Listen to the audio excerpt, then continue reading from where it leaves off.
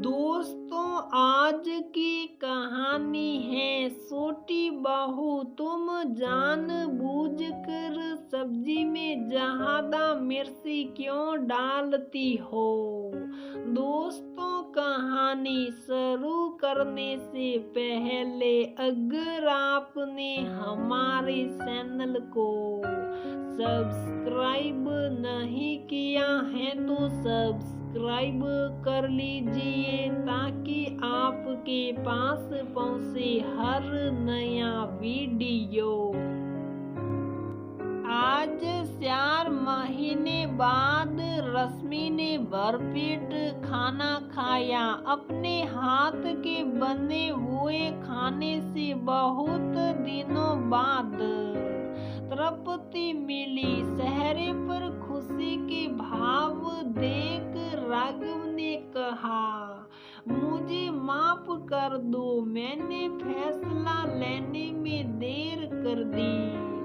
रश्मि ने कहा, ऐसा मत कहो, आखिर छोटा फैसला भी तो नहीं था, पर मुझे खुशी है कि तुमने मुझे समझा और मेरा साथ दिया। कहते हुए रश्मि गले लग गई। रश्मि की शादी आज से 4 महीने पहले राघव से हुई थी। दोनों की अरेंज मैरिज थी। राघव एक कंपनी में बड़ी पोस्ट पे था। रश्मि के घर वालों को पसंद आ गया। परिवार में सास, ससुर, जेठ, जेठानी और उनके 2 बच्चे थे। विदा होकर आई तब उसने देखा कि सास की मर्जी के बिना तो पता भी नहीं हिलता।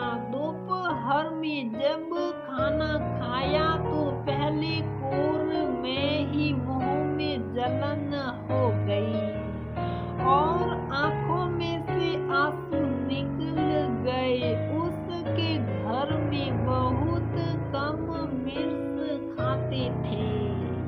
उसने जैसे तैसे 2 रोटी खाई और सब्जी छोड़ दी तो सास ने कड़क आवाज में कहा, हमारे ये जूठा नहीं छोड़ते, कल से उतना ही लेना। जी मिर्च बहुत ज्यादा थी, इसलिए डरते हुए रश्मि बोली, तो आदत डाल लेना, हमारे यहाँ ऐसा ही खावे हैं। रश्मि सोच रही, इतनी मिर्च तो किसी के लिए भी सही नहीं है।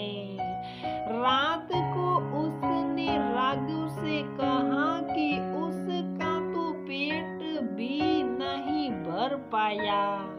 तब राघव ने उसे कमरे में कुछ बिस्कुट और नमकीन दिया। सुबह राघव ने माँ से कहा कि रश्मि अपने लिए अलग से सब्जी बना लेगी, उसका पेट नहीं भर पाता। तभी उन्होंने बोलना शुरू कर दिया, ये कल की बहू आते ही रसोई अलग करेगी, कल को तुझे भी अलग कर देगी। अरे सब ससुराल की रीत अपनाती हैं, कल को सब अपनी अपनी पसंद का बनवाएंगे। बड़ी बहू क्या डली नहीं हमारे घर में।